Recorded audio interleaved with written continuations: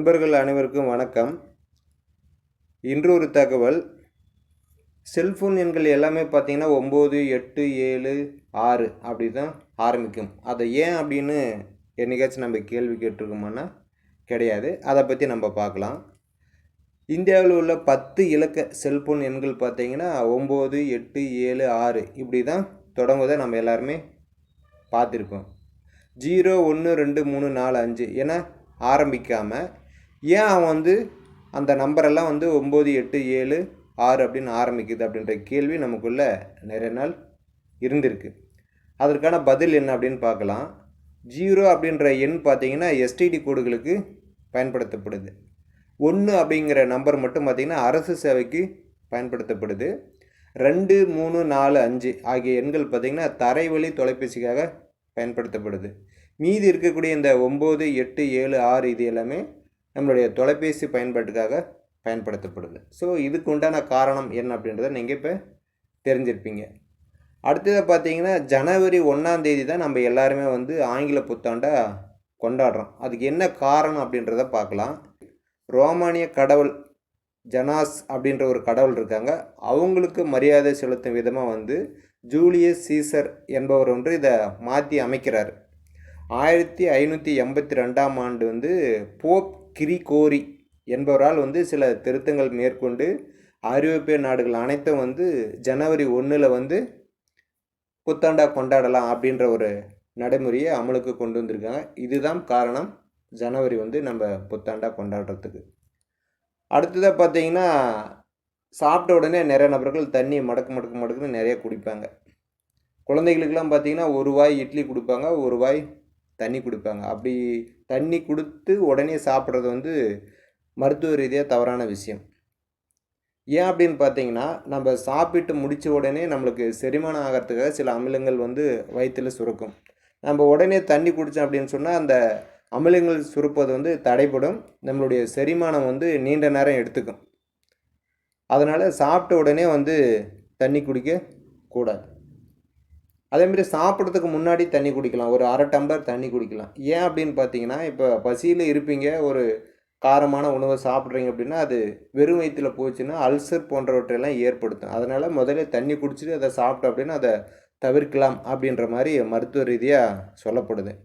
நம்ம சாப்பிட்ட உடனே நிறைய தண்ணி குடித்தோம் அப்படின்னு சொன்னால் செரிமானம் பாதிக்கப்படுறதுனால அந்த செரிமானம் ஆகாத பொருட்கள் எல்லாம் கொழுப்பாக மாறும். இந்த கொழுப்பு நம்மளை என்ன பண்ணும் அப்படின்னா சர்க்கரையினுடைய அளவை அதிகரிக்கும், நீரிழிவு நோயை ஏற்படுத்தும், மாரடைப்பு இந்த மாதிரியான பிரச்சனைகள்லாம் கொண்டு வரும் அப்படின்ற மாதிரி சொல்லப்படுது. ஸோ நம்ம சாப்பிட்றது நம்ம உடல் எனர்ஜிக்கு தான். பட் அது நம்மளுக்கு நல்லபடியாக கிடைக்கணும் அப்படின்னு சொன்னால் சாப்பிட்ட உடனே தண்ணி குடிக்கிறத நிறுத்தணும் அப்படின்னா நம்ம உடல் ஆரோக்கியமாக இருக்கும். ஒரு 20 நிமிஷம் கழித்து தண்ணி குடிச்சிங்கன்னா நல்லாயிருக்கும். அடுத்ததாக கிட்டத்தட்ட 1 மாதம் வீடியோவை போடல. அதுக்கு என்ன காரணம் அப்படின்னு பார்த்தீங்கன்னா எனக்கும் சில வேலைகள்லாம் இருந்தது, அதனால் போட முடியல. அதே போல் பார்த்தீங்கன்னா இன்றைக்கி என்னப்போ உங்களுக்கு தகவல் கிடச்சிருக்குது, இன்றைக்கி வந்திருக்கீங்க அப்படின்னு கேட்டால் எந்த தகவலுமே கிடைக்கல. நமது சேனல் இன்று ஒரு தகவல் சொல்வதற்காக ஆரம்பிக்கப்பட்டது. இடையில மைவி த்ரெட்ஸை பற்றி நம்ம சொன்ன தகவல் வந்துச்சு. இப்போ மைவி த்ரெட்ஸில் எந்த அப்டேட்டுமே கிடையாது, சொல்கிறது மாதிரி எதுவுமே கிடையாது. எல்லோரும் நிறையா வருத்தத்தோடையும் சங்கடத்தோடையும் இருக்கிறாங்க. அதை மட்டும் நம்மளால் நல்லா புரிஞ்சிக்க முடியுது. ஸோ மைவி த்ரெட்ஸ் வருமா அப்படின்றதுக்கு உண்டான அப்டேட்டு நிறுவனத்து சைடு ஒன்றுமே கிடையாது. அப்போ மைவி த்ரெட்ஸை வராதா அப்படின்னா அதை காவல்துறையும் நீதிமன்றம் தான் சொல்லணும். ஸோ அவங்கக்கிட்ட இருந்து நம்மளுக்கு எந்த ஒரு தகவலும் அப்டேட்டும் இது வரைக்கும் கிடைக்கப்பெறலை. காவல்துறை பொதுவாக அறிக்கை கொடுத்துருக்காங்க. யாருக்கெல்லாம் கம்ப்ளைண்ட் கொடுக்கணும்னு நினைக்கிறீங்க நீங்கள் கொடுக்கலாம் அப்படின்ற மாதிரி சொல்லியிருக்காங்க. ஸோ 2 சைடுமே உறுப்பினர்களுக்கு உண்டான தகவல் முழுமையாக இதுவரையுமே கிடைக்கல. கிணத்துல போட்ட கல் மாதிரி அமையாக தான் இருக்குது.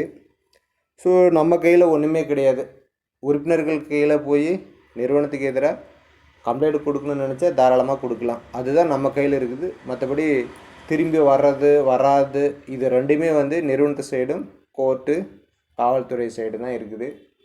ஸோ மைவி த்ரெட்ஸை மட்டுமே நம்பி நிறைய நபர்கள் நிறைய வேலைகளை செஞ்சுருக்கிறாங்க. ஸோ அவங்களுடைய நிலையெல்லாம் ரொம்ப மோசமாக இருக்குது. ஸ்டோர் ஆரம்பித்த உறுப்பினர்கள்லாம் நிறைய பேர் ஒரு வருஷம் வரும் வரும் அப்படின்னு நினச்சி ஸ்டோருக்காக கொடுத்த வாடகையே கிட்டத்தட்ட 1,00,000 மக்கள்லாம் கொடுத்துருக்காங்க. ஸோ அதெல்லாம் உடனே அவங்க காலி பண்ணியிருந்தா கூட அதெல்லாம் அவங்களுக்கு மீதியாக இருக்கும். ஸோ நம்பி வெயிட் பண்ணியிருந்த நிறைய உறுப்பினர்களுக்கு வந்து இப்போ ஒரு ஏமாற்றமான சூழலாக தான் இருக்குது. இதை கண்டிப்பாக யாராலுமே ஒரு சரி பண்ண முடியாத சூழல்.